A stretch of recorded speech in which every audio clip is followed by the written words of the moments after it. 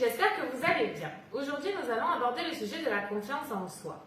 7 astuces pour pouvoir avoir confiance en soi. C'est très important. Donc, premièrement, se fixer des objectifs atteignables. Lorsque tu vas faire ta to-do list, le soir ou le matin, des choses que tu as à faire tout au long de ta journée, justement, réfléchis bien. Note 3, 4 choses à faire, tâches à faire, dans ta maison, à l'extérieur, les plus importantes justement. Parce que si tu t'en notes trop, par exemple 8, 10 ou plus, quand tu vas faire le récap le soir, que tu vas regarder ta liste et que tu vas te dire ça j'ai pas réussi, je l'ai pas fait. Tu vas te sentir frustré, tu vas pas te sentir bien. Tu vas te dire plus tard, j'y suis pas arrivée, je peux pas, c'est pas possible. Et donc tu vas perdre toute cette confiance en toi que tu commences à acquérir. Donc vaut mieux y aller petit à petit pour pouvoir se sentir bien et y arriver, plutôt que d'en faire trop ou d'en demander trop et ne pas aller au bout. C'est pas bon.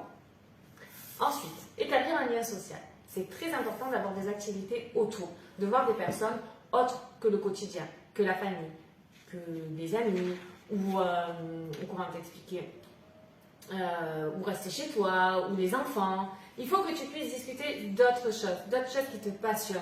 Donc pour ça, inscris-toi dans une salle de sport, tu rencontreras d'autres personnes. Inscris-toi, si tu es dans une copropriété, au conseil syndical, ça te permettra de t'occuper aussi de la copropriété, de voir d'autres choses en fait. D'être une personne en fait intéressante, de te sentir intéressante. C'est ça qui est important. De voir que les gens s'intéressent à toi. Ensuite, la pensée positive. Il y a quelques temps, je vous ai partagé l'article sur comment devenir une personne positive. Et bien là, il va falloir s'en servir en fait. Pensée positive. Donc, comment faire? Méditer. C'est peut-être le plus rapide dans la journée. 5 à 10 minutes par jour. Essayez d'imaginer comment peut être votre journée, comment elle peut se passer, les gens qu'on va rencontrer, se sentir bien en fait. Comment on a envie d'être tout au long de sa journée. Éviter les frustrations. C'est important, justement, pour avoir des bonnes ondes positives, en être entouré et se sentir bien. Comme dans un cocon, comme si on avait quelque chose qui nous protégeait. Ensuite, se tromper. L'erreur est humaine, c'est normal. On se trompe tous. Donc, c'est pas grave si tu te trompes. Tu réfléchis au pourquoi tu t'es trompé, pourquoi la décision que tu avais prise, ça t'a mené là, et quelle décision maintenant tu pourrais prendre. Voilà. Et là, tu y verras plus clair. Tu réfléchiras un temps et tu trouveras la solution. Déprimer, ça ne sert à rien. Ça va juste te frustrer encore plus et c'est pas bon. Donc pour te sortir de là, justement, trouve une autre solution. Réfléchis à ce qui s'est passé. C'est le plus important. Ne pas se comparer. On a tous tendance à le faire. Et surtout quand on se compare à la personne qui fait toujours mieux les choses que nous. Comment elle fait? C'est pas possible. Et donc en fait, tu ne te compares pas. C'est plus simple. Parce que sinon, tu vas encore une fois te sentir frustré, tu ne vas pas te sentir bien, te dire oh, elle arrive à faire tout ça. Et tu vois pas, elle fait beaucoup de ventes et moi j'y arrive pas. Elle arrive à tenir sa maison propre et moi je peux pas, c'est le bordel chez moi. Mais comment elle fait? Ben ouais, toi peut-être que tu travailles beaucoup trop, toi peut-être que tu as des horaires qui sont pas flexibles, toi peut-être que tu as beaucoup d'enfants à gérer.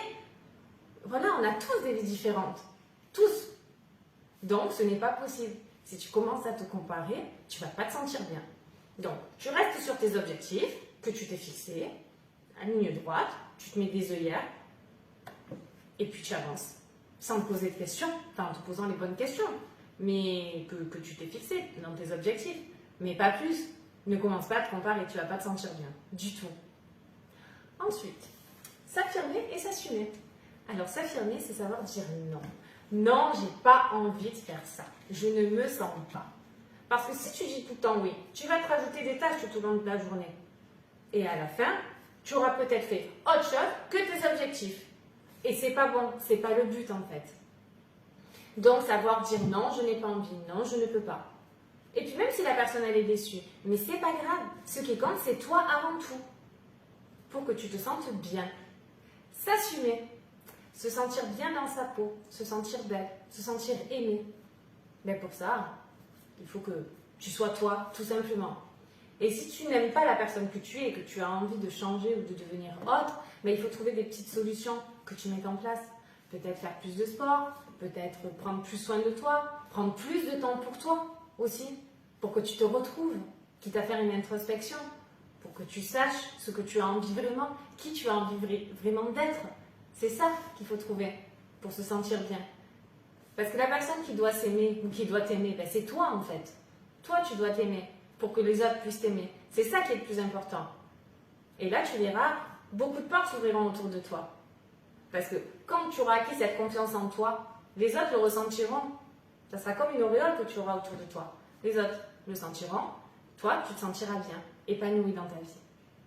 Ensuite, le sport. Le sport, c'est très important. Ça fait du bien, ça vide la tête. C'est ton moment à toi, là où tu te retrouves, où tu fais ta petite introspection à toi. Tu vois d'autres personnes aussi, si tu fais du sport collectif. C'est super. Et c'est important d'en faire régulièrement. Alors, si tu ne peux pas en faire tous les jours, tu en fais 1 à 2 fois par semaine si tu peux. Et tu verras, tu te sentiras beaucoup mieux. Ça te procurera cette petite sensation où tu auras un goût de reviens-y. Et c'est important, ça. Voilà, nous avons fait le tour des 7 astuces. J'espère qu'elles vous conviendront, j'espère qu'elles s'adapteront à vous. Si vous avez des questions, je reste disponible pour y répondre. Donc n'hésitez pas, vous retrouverez le lien de l'article juste en dessous pour pouvoir le lire plus tranquillement aussi. Je vous dis à très vite pour de nouvelles astuces et de nouveaux conseils.